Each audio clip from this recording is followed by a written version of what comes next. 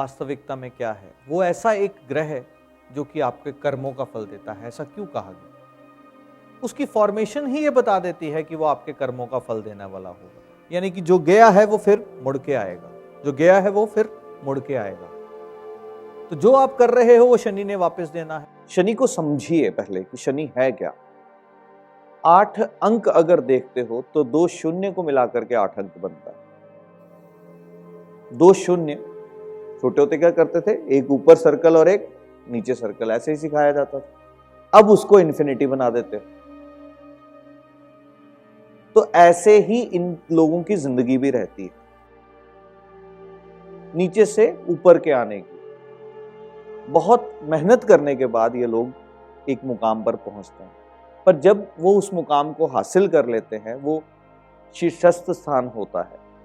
वो अपनी जिंदगी का बहुत अच्छा स्थान जो है वो ग्रहण करते हैं। सैटर्न प्लैनेट को भी अगर देखो तो सैटर्न सबसे खूबसूरत प्लैनेट नजर आता है। क्यों? क्योंकि उसकी आउटर रिंग की वजह से। पर वास्तविकता में वो जो आउटर रिंग है वो डस्ट की लेयर है।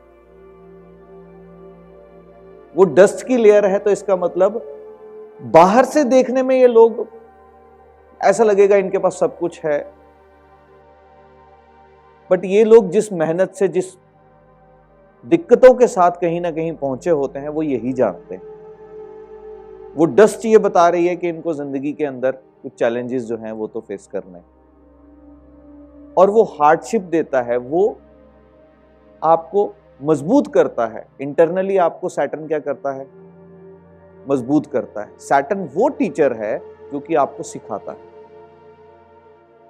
और यही इंफिनिटी की साइन की जब मैं बात करता हूं तो कंटिन्यूएशन प्रोसेस किनका है ऐसे, कभी कभी जिंदगी में उतार भी आएंगे तो कभी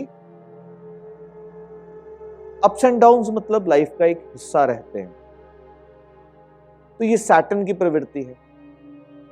सैटर्न ऐसा सा ही बिहेव करता है। सूर्य के सबसे दूर है, सूर्य के सबसे दूर, पर सोलर सिस्टम को कंप्लीट तो यही करता है।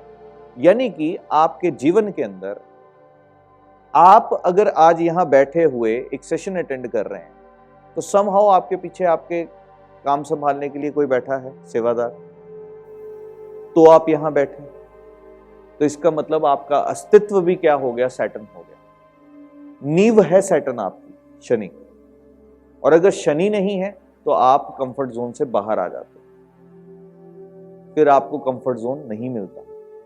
सूर्य और शनि पिता पुत्र बोले गए। क्यों बोले गए? छाया पुत्र बोला गया, सूर्य का छाया पुत्र। सूर्य का छाया पुत्र से क्या अर्थ है?